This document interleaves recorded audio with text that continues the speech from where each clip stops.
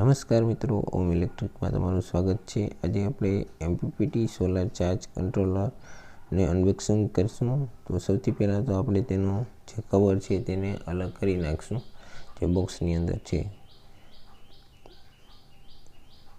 ત્યાર પછી આપણે તેને બહાર નીકાળશું। બહાર નીકળવા માટે એકદમ ઇઝીલી તેને ઓપન કરીશું એટલે નીકળી આવશે।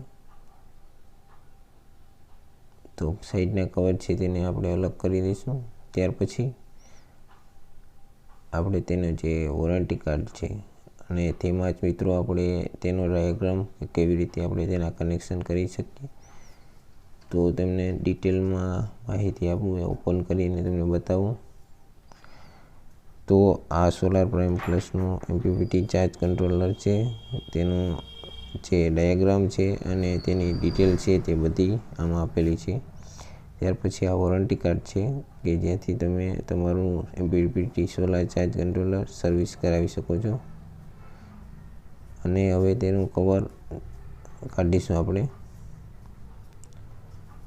તો કવર કાઢવા માટે આપણે તેનું કવર કાઢી અને એકદમ હેવી મટીરિયલ બનાવેલું છે solar prime plus MPPT charge control. હવે આ વાત કરીએ તો આ એના સોકેટ છે।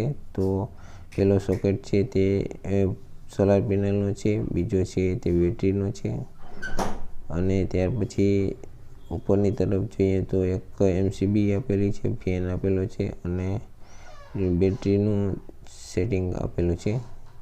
અને એમાં આપણે પ્રાઇમ પ્લસ 50 એમ્પિયરની capacity MPPT solar charge controller છે અને મેડ ઇન ઇન્ડિયા છે।